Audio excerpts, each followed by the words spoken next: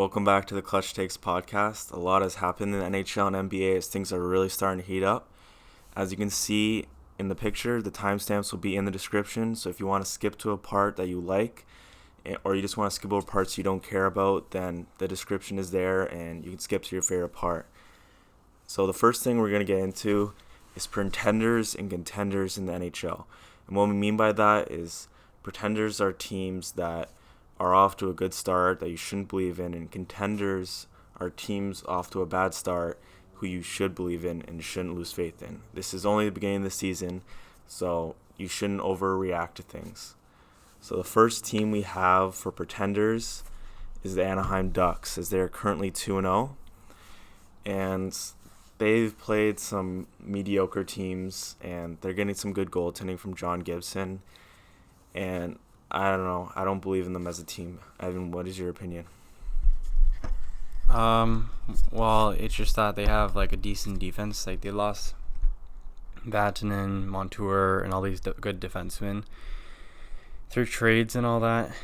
But their offense is just like dreadful to watch, and they can't score. So I just don't believe that like their 2-0 record's like really saying the whole story. Gibson's a good goalie, but it's gonna wear and tear him like last year, and he's gonna like kind of like regress.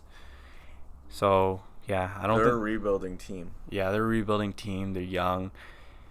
I wouldn't be surprised if Getzlaf might get dealt this trade deadline if they start falling off. Well, they will be, but yeah. I think the Anaheim Ducks, though, they've done a really good job for the rebuild, as their team is a lot younger than it was before.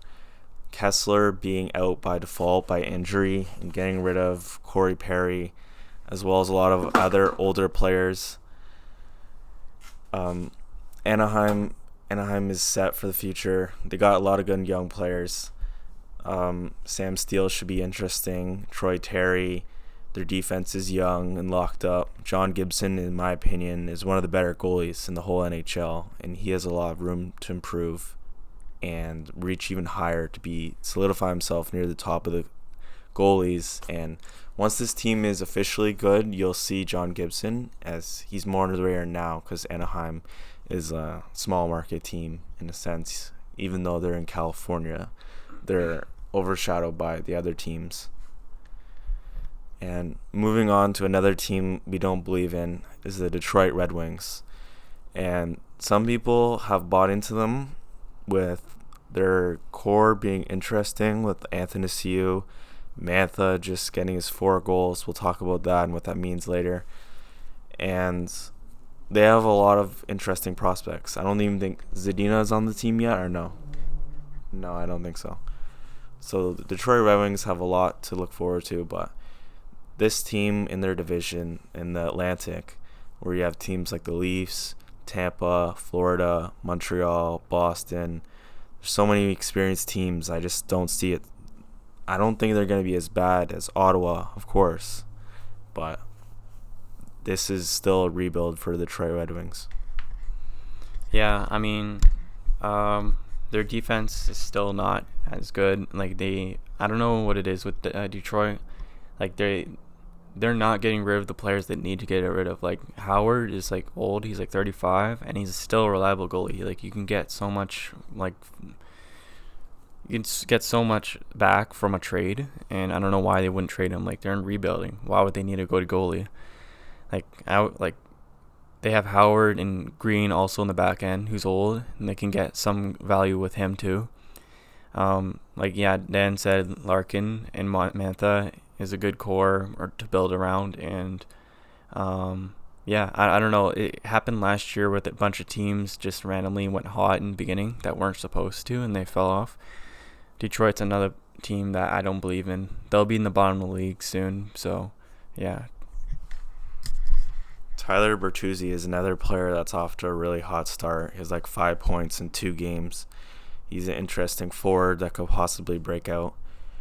And the Detroit Red Wings, I feel like a losing season for them is not a bad thing. Like another player to add to their team for this rebuild, a significant piece, top 5 pick, will really help them.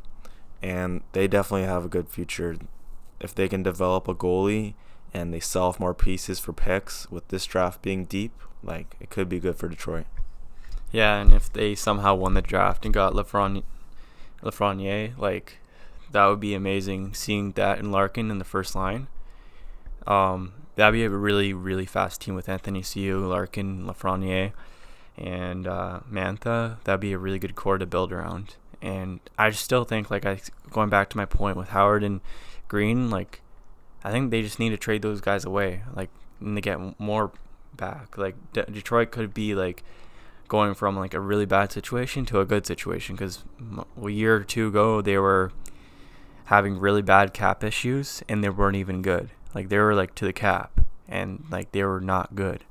But now they're getting rid of players with cap, and they have good young pieces to build around. Yeah, I think there's always a team or two that sneaks into the playoffs when you don't expect them to. It's just the way the NHL is with the parity. But I don't see Detroit being one of those teams with so many teams ahead of them. And there's other teams too that, you know. Also, they're in Atlantic. Yeah, in the Atlantic. Ifs and buts, you know, there's a lot of teams like that. You know, Buffalo is an example. You know, I feel like they have even a more developed team than Detroit. They've been rebuilding longer, and their forwards are older, more experienced. And yeah, I don't know. I think Detroit, they need a lottery pick this year, so it's not bad that they're, you know, winning some games is not bad too, because it gives you a chance that you know how to win. And our last team for Pretenders is a team that Canadian fans probably don't want to hear, and myself included, is the Edmonton Oilers, as I'm not believing their 2-0 start. Mike Smith is 2-0, but that is kind of fool's gold, as he played all right in the game against Vancouver, but the game against LA, he let in a lot of soft goals where he was playing the puck, misplaying the puck, and LA just shot open net goals. And LA was near the bottom of the league in scoring, and they still managed to get 5 goals. And without games from McDavid and Draisaitl, and I know James Neal stepped up with 2 goals, but their core, there's just not any depth. And I don't know, this team, they need goaltending. Like, Koskinen was supposed to be the goalie, 3-year deal by Chiarelli, and the 1-year deal from Mike Smith, who was a sub 900 save percentage goalie, gets both the start. So this is like, they're not showing any faith in Koskinen. So yeah, like, I like their core as well, and like, Draisaitl is my favorite player, current favorite player in the NHL since the playoffs. Like, he's shown really good. Like, I knew he's going to be, like, really good. He's building off of last year. He had like 50 goals, 100 points last year, and he's having a really good start as well. I think Draisaitl, honestly, like, I think we underrated him before. He was like an 80-point player before, but I think now we can safe to say he could be, like, even without McDavid, he's playing on the second line center. people said he was overpaid.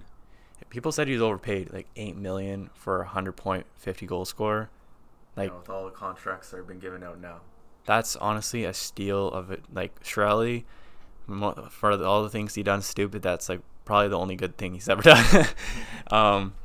Yeah, and like McDavid and Draisaitl is gonna be a really good duo for the future. But for what they're doing, like, they have a good defense. Evan Bouchard still needs to come up, and they have Adam Larsson, who's hurt right now, but he's good. Clefbaum, Nurse, you name it. Like, their defense is like a solid decor. They need more depth, which they got from, like, who's that guy? Lagras, or what his name is, and like James Neal. They added those players. They still have Nugent Hopkins, but their goaltending, man, like, when I see them, Mike Smith looks like a beer league goalie. It looks like he needs to hang up the skates. I mean, he's like, I feel like he'd be like okay backup, but as a starter, him and Koskinen, even a 1A, 1B, I don't see them making the playoffs. Yeah, I don't know. Goaltending is so important, and you can get away with bad goaltending for a few games like they have and win some games. But over the course of an 82-game season, when teams really start to buckle down and play their best hockey, The Edmonton Oilers, with that goaltending, is just going to be left behind, and you'll soon see that when teams start clicking in. Like, the only teams I've ever seen the past couple of years that made it into the playoffs and made it into the playoffs strong, it was like the Dallas Stars of whenever it was, like when they were really good. Something like 2015 or something. Yeah, and like they had what was Dobin. Yeah, Dobin. And Lettinen. Yeah, Lettinen. Yeah, those two goalies, that tandem was like one of the worst tandem in the league. They still were like first in the Central, but the problem with that team is that they had a good defense and they had the best offense in the league. Yeah. And then last year, Sharks with Dell and Jones having really bad years with like under 900 save percentage, like probably one of the worst goaltend. Like, I don't know what happened to Jones. He used to be a really good goalie. Now he's fallen off. But they had like a really, really deep offense, and like they had Erik Karlsson and Burns in the back end. But with Edmonton, they just don't have enough firepower to keep up with like Mike Smith and Koskinen's like bad play.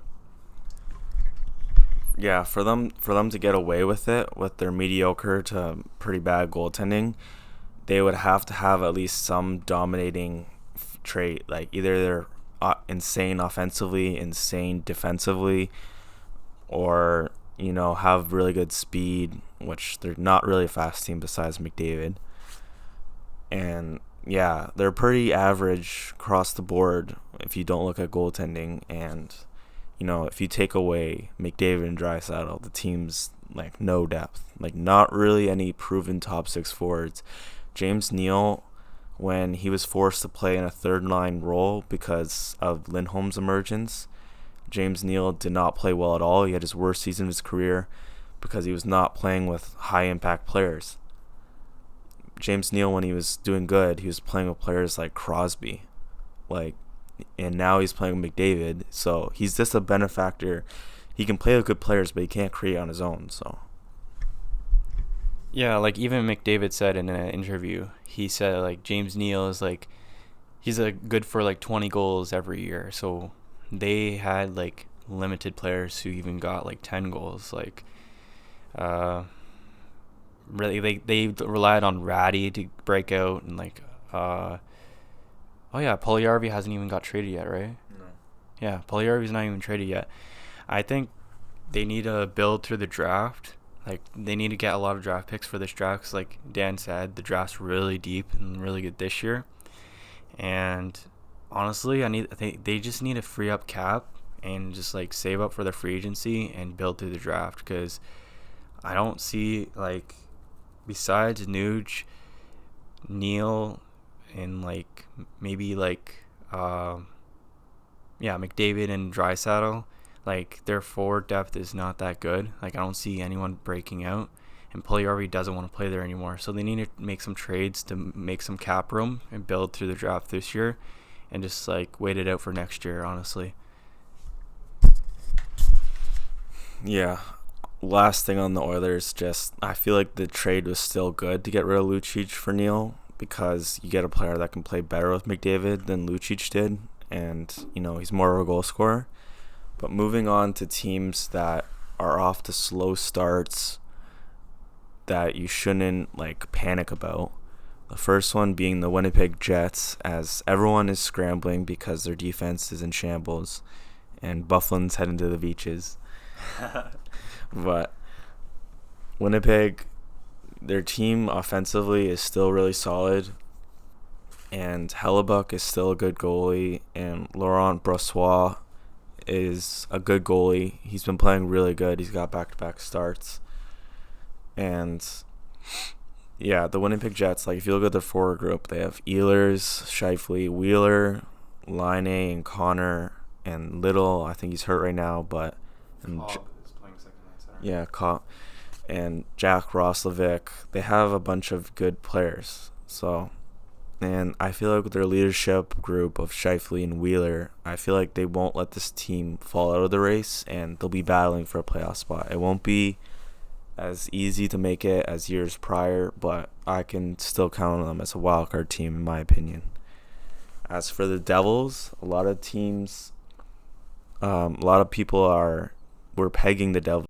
With my opinion with the Winnipeg Jets, just like yeah, like I agree with Dan. Like their offense is pretty good, keep them in it, and their goaltending situation. Hellebuck played average.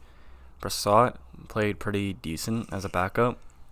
So like we'll talk about that later. But I mean, I know the Central is really tough, but I'd still believe in the Winnipeg Jets. Like their firepower up front is just really good. Like they have really good depth. Laine, seems like he's found his way again, and yeah, I just think like I think they just need to figure out like there's like rumors that they can like try and get like defense. Like there's Ristolainen, we'll talk about later, and like also Pietrangelo. Like they've been talking about Pietrangelo too.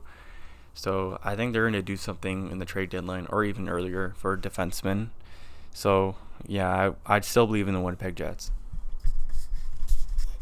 Moving on to a team that a lot of people hyped up is the New Jersey Devils, as they got the first overall pick in Jack Hughes, added Wayne Simmons, traded for Nikita Gusev, traded for PK Subban, healthy Corey Schneider, another year of development for Blackwood. This is like a really good and exciting team, and they're off to an 0-2 start, including a 7-2 beatdown by the Buffalo Sabres. Not an elite team and kind of embarrassing, but Blackwood is still a really young goalie, and he's going to have games like that. And I feel like you can't really, this team just needs to find its spark and click. Like Jack Hughes also has not done anything. He's looked kind of shaky. And I feel like Jack Hughes, he's the number one pick for a reason. He led that U.S. national development team really far. And I don't know. To me, this team just has something in them. It's either this year or next year, but they're going to be exciting and win a decent amount of games, in my opinion. I'll see what Evan says. Yeah, I think it's just like, well, I don't know, Blackwood, like, I think Dan said before, like, Blackwood's young. Schneider, I believe in Schneider, like, he's been playing well, like, even though he had a really bad season last year. It's just with injuries. In the past 3 years, he's been having injuries, but, goalies bounce back. Like, Price seemed to be done, and Price came back. Now he's back to normal form, and he's a top 3 goalie again. I don't think Price is, like, back to, I'm not talking about Price all the time, but I'm saying Price is not, like, godlike again, but he's still a top 3 goalie, and he could, like, get back to his form as, like, the best goalie in the league. But that's the same with Schneider. He had injuries, and I believe that he can bounce back. And like he's shown in so many occurrences before, like he's going to bounce back. And it looks like, if you look at the lines, like the coach is just testing things out. Like Gusev, they signed for 4.5, is playing the fourth line, and they're having like weird like power play around with like Simmons playing on the first power play instead of Hughes, and like he's sure not even the first power play. I just think they're just trying to find their spark, and I believe with like all that like talent, like no doubt they're gonna bounce back. Lastly, a team we want to talk about is the San Jose Sharks. The San Jose Sharks are off to a really bad start, being 0-3, and already have a goal differential of -9, and people are wondering if they're done. And I don't know, like this team has made the playoffs so many years consecutively, gone deep, never got that Stanley Cup. But if you look at their back end of Carlson and Burns carrying it, and yeah, they lost Pavelski, Donskoy, others, but they still had a lot of breakouts from Kevin LeBanc, Timo Meier, Thomas Hertl. They still have a good amount of players. Logan Couture. Like, this team still has a lot of good players. And I don't know. I feel like that Evander Kane suspension might have threw the team out of whack. Plus, their goaltending has not been good. I feel like this team has a lot more to give. And they're definitely not going to be a lottery team this year. I can tell you that. Yeah, I think I said before, I follow the San Jose Sharks since I started watching hockey. They're like top two favorite teams. And yeah, like they lost a lot of players, but I mean, like they're not this bad. I mean, their goaltending situation, like, I don't know, they could be better than we all think if like Jones bounced back, but I don't know if he's gonna bounce back at this point. He had a whole year to bounce back last year. He didn't. He's starting off slow again. Dell has never been proven to be a starter. So, but with Eric Carlson, Burns, and like, their talent up front too. It's like Meyer, Logan Couture, Hurdle, so on, so on. I just think that like, and with the Pacific, like their Pacific's so weak actually. Like all the teams, like besides Calgary and Vegas, has a chance to be the third spot. So that division's really weak, and San Jose is still really good with Eric Carlson and Burns. Like I said before, there's no way I can see that like being a really bad team. Yeah, that's going to wrap it up for our contenders pretenders segment. If you guys want us to keep doing this, then leave it in the comment section below.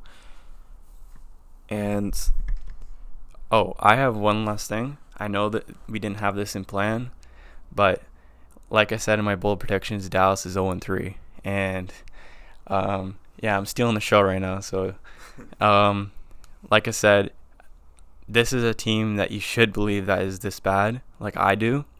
Sagan just got his first goal. They're still struggling to score. Their team's old. And yeah, like there's no way, like Radulov hasn't even got a point yet, right? Ben is struggling. Sagan, just like I just said, he got his first goal right now. And Pavelski's struggling. That team's struggling because they're old. They can't score. yeah, I agree. And it's kind of funny because a lot of teams pegged them to do really well this year because of Ben Bishop being a Vezina candidate and with their added Pavelski. But I don't know. There's always a team that disappoints, and Dallas could be that team. Moving on now, officially. Malkin is out long term. And what does this mean for the Penguins? And to me, this is obviously a big loss because Malkin and Crosby is their 1-2 punch. And Malkin, he's been injury prone the last few years. He's been kind of an injury prone player also. And Pittsburgh isn't as loaded as years past.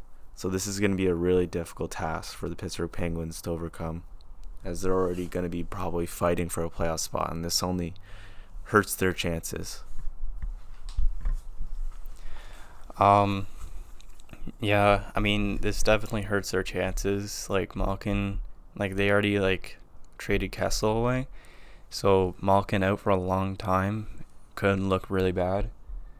But no doubt Pittsburgh's going to be still in the race because Crosby's just that good. Like Crosby and Gensel, and that's a really good duo up front. And then they still have Galchenyuk, who seems to be doing okay, I guess, so far. And Murray's honestly playing really good in his first couple of starts. I don't know. I just think that Crosby, his leadership and how good he is, I just don't see him being letting this team down. And I could see a big trade happening where Jack Johnson's on the market, and I think they're not done. There's no way they're done. And the Metro is wide open, like I said about the Pacific. So, I mean, Malkin, when he comes back, I feel like they'll definitely squeak into a playoff spot. Yeah, their GM, Jim Rutherford, is always known for moves, either that be good or bad. So if the Penguins struggle or he feels like they have a lack of depth, they'll definitely make a move. Speaking of players on the block, like Evan said, Jack Johnson, Ristolainen is also on the block because his name has been out there for a while now. And a team that could be interested from the fourth period sourcing is the Winnipeg Jets. And as we said before, the Winnipeg Jets defense is razor thin now as they've lost their whole right side with Byfuglien possibly being gone, probably gone, Trouba, and Tyler Myers. So this is like, I feel like they almost need to make a trade because their team now is like they're relying too much on rookies. I feel like they're relying way much on rookies than they need to. You're seeing names that you've never heard of, and I don't know, you need some stability back there or it could get really bad. So I feel like Kevin Cheveldayoff is going to use his power to make a trade. And I think they might even, like a player that could be dealt is either like Brian Little or Jack Roslovic, because those are excess forwards that they can trade. Jack Roslovic was a trade candidate last year, and I think Buffalo will be really interested in either of them, especially Roslovic. Yeah, I can imagine they would put Ristolainen on the first power play, as he's a really good power play specialist, and he gets a lot of points as a defenseman. Only problem with Ristolainen is people say his defensive play, but I feel like at this point, Winnipeg needs to take anyone that's an NHL defenseman. Yeah. Like, a lot of their defensemen right now is AHL defensemen. With Morrissey's hurt, and Poink is like probably like one of the only like NHL defensemen they have left. So they got to make a move fast and like early too to get the chemistry going before the playoffs. You jump on anyone on the market. And like, I don't know, I feel like Winnipeg every year they're always like trade deadline, they're always active because they want to win that cup, right? They got like Stastny 1 year for their second center, then they got Kevin Hayes, and now they were on talks for Mark Stone, which would have put them over the edge, but they didn't get him. Vegas got them. So I couldn't imagine they stay. This team's going to change, so. Yeah. And lastly, for NHL, I want to talk about Zibanejad and Mantha's really hot starts.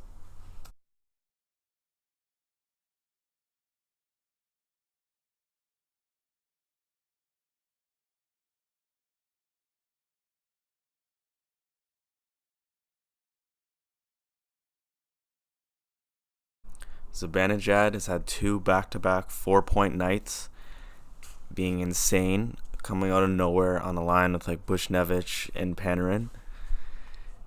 And Anthony Mantha just yesterday had a 4-goal game.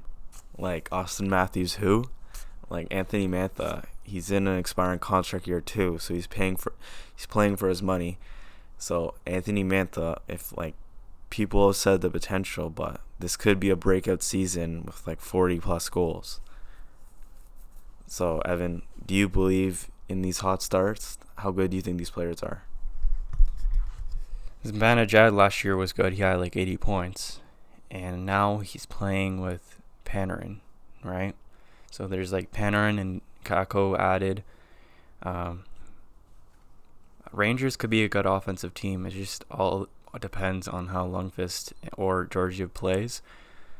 I don't think Rangers will make the playoffs for sure, because I just think they're too young, they're too inexperienced, and I think even though I hate the Rangers, like they're on a good spot with every other NHL team because it's all this parity. But Zibanejad, obviously I don't see him getting 100 points, but I could see him getting 80 again, 90. But going back to that trade with Ottawa, man, that trade looks really bad now for Ottawa. Brassard for Zibanejad.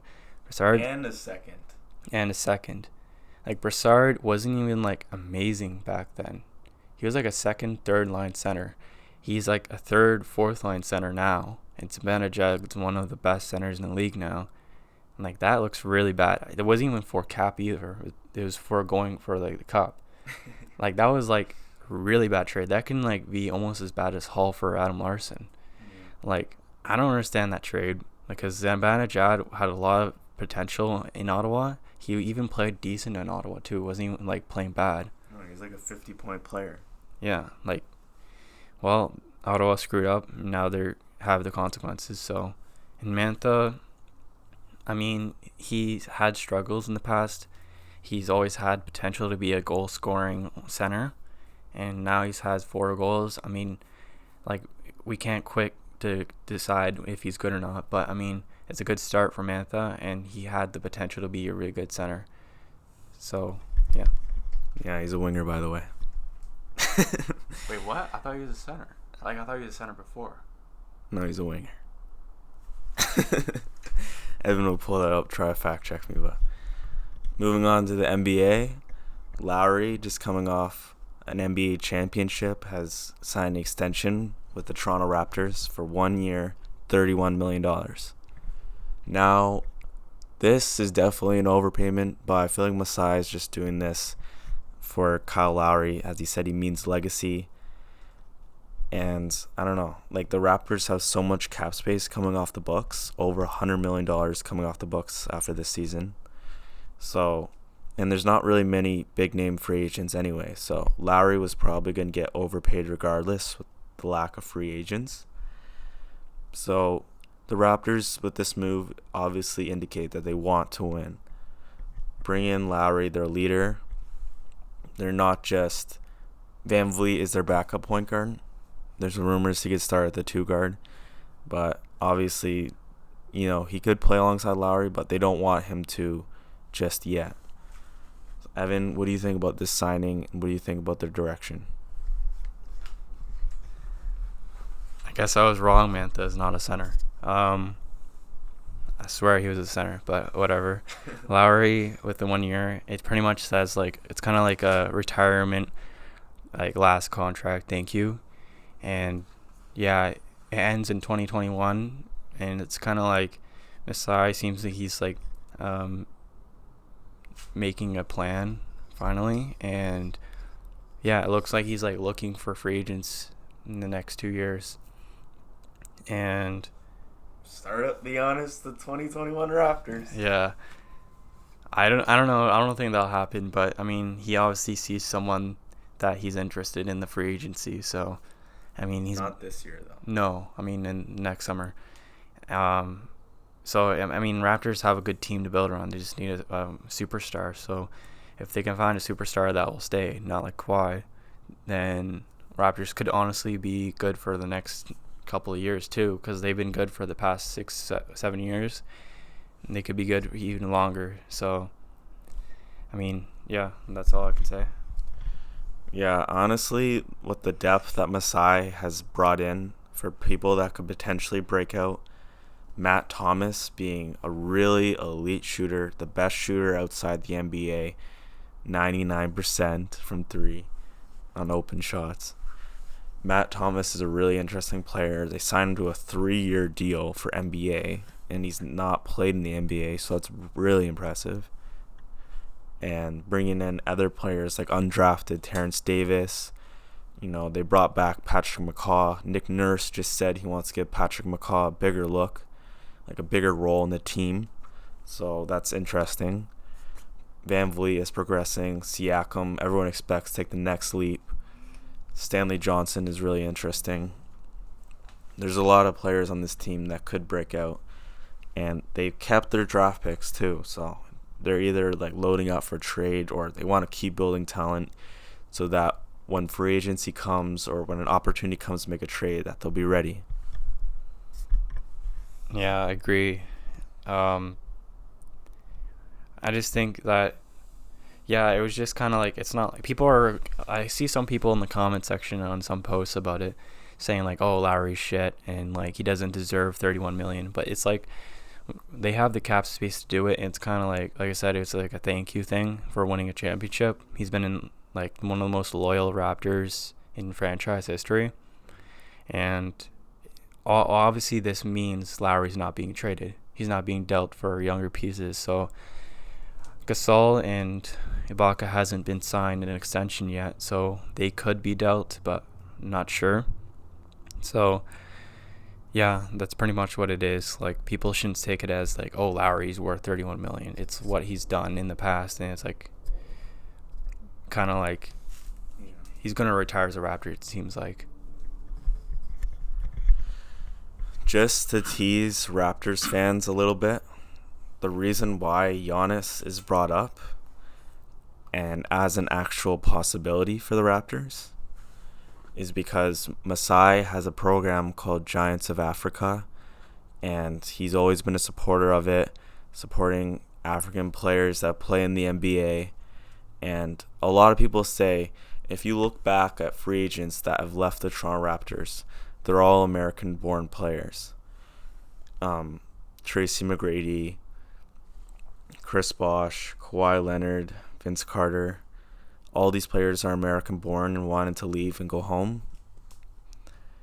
And the players that have stayed, like Serge Ibaka, Pascal Siakam once he signs the extension, and other players, they target European players on purpose, / multicultural, because Toronto is a really multicultural place. So people want to come here who are not from the States because they'll feel at home rather than the States. So Giannis, Masai has a really good relationship with him. It's been stated. If you can also, I'm not lying, you can research it yourself. So Giannis is a free agent for 2021, and the Raptors have a lot of cap space. That's all I'm saying. Yeah, I mean, you look at the Raptors team right now, even like Siakam is from Cameroon. Yeah. And also, Gasol's from Spain. Ibaka, he's from Africa. And OG is not from North America either. He's from Africa too, I think. Yeah, I'm not quite sure on that one. Well, he's not from North America for sure. And I think that's kind of what they're doing. Like Dan said, they're building a team that's non-American because this is a non-American team. So, and a lot of non-American players get disrespected, like Doncic, Dirk Nowitzki. So, Raptors could build something that's pretty cool in the future. It's pretty cool. So the preseason games have kicked off. So the Lakers played their first game in Chase Center against the Golden State Warriors. And LeBron was running the point guard. And a lot of Lakers fans are happy about this, as they did not want to see Rondo in the starting lineup. So LeBron, he's always sort of been a point guard because he runs the play, he runs the offense. He wouldn't get as many assists if he didn't. So LeBron at the point guard, though, is a matchup nightmare for everyone, as he was already unguardable by being a small forward. But being a point guard is usually one of the smaller positions on the court for player size, unless you're like Ben Simmons. So LeBron is going to tear up a lot of point guards, and I honestly feel like this is a good decision because they still have size up front in JaVale McGee and Anthony Davis. So the small forward position will be taken up by Kyle Kuzma when he comes back, and Danny Green as a shooting guard. This team looks good. Yeah, and it looks like LeBron and Anthony Davis have good chemistry too. So, and LeBron has given up the he said Anthony Davis takes the reins. So I feel like LeBron, it's he's finally came to terms that he's not going to pass Michael Jordan. So it could be a good thing because LeBron won't be tired and people won't be making fun of him of his defense. So maybe he'll even play defense more. And in the playoffs, I can see LeBron even playing better. I can see LeBron with how he keeps his body in tact and all that. Most players have fallen off at his age. I could honestly see him playing really good until he retires. Well, yeah, he wants to play really good until he retires because they're going to keep him in the league as long as he wants to be, because LeBron is a media icon. The media is probably going to be scrambling when he's gone. They're trying to hype up players like Zion and Antetokounmpo to already be his placeholder when he goes. But LeBron wants to stay until he's old enough to at least play with or against his son. So that would honestly be really cool. I have one thing that we also haven't had planned to talk about. Stephen A. Smith has said that Anthony Davis is better than Kawhi Leonard, and he's trying to hype up the Lakers because, Lakers and the media have a bond that's not breakable, and I honestly think that's stupid to say. Even though Anthony Davis is really talented and I think he's a really good player, he could possibly be the best player in the league one day if he proves himself in win some games and all that. People like to argue. Yeah, I see people even arguing that Anthony Davis is better than Kawhi Leonard too. And they're saying that, like, oh, he always had a shit team. He didn't have players. But, like, how do people forget, like, the rosters he's had? He's had DeMarcus Cousins in his prime. He's had Drew Holiday, who's like 20 point per game shooting guard who gets a lot of assists. They had Mirotic, Randall, you name it. Like, their whole team was, like, pretty good. I just think that Anthony Davis is just that he's been in a bad situation, and he's not had good teams. And Kawhi Leonard has 2 Finals MVPs. You can't argue with that. 2 Finals MVPs, 2 Defensive Player of the Years. He's been an MVP candidate 1 year. Like, Anthony Davis hasn't won much. Like, I don't think he's won any awards yet. But he's been contender for awards, but he hasn't won one. Has he won a Defensive Player of the Year? No, he was like in the top 3 1 year, but he hasn't won one yet. So I think, like, talent wise, Anthony Davis is right there, but he needs to have like a resume to even be compared to Kawhi Leonard. Yeah, he needs playoff success, as he's only won like a round with the Pelicans. So, speaking of the Pelicans, Lonzo and Zion seem to have formed great chemistry.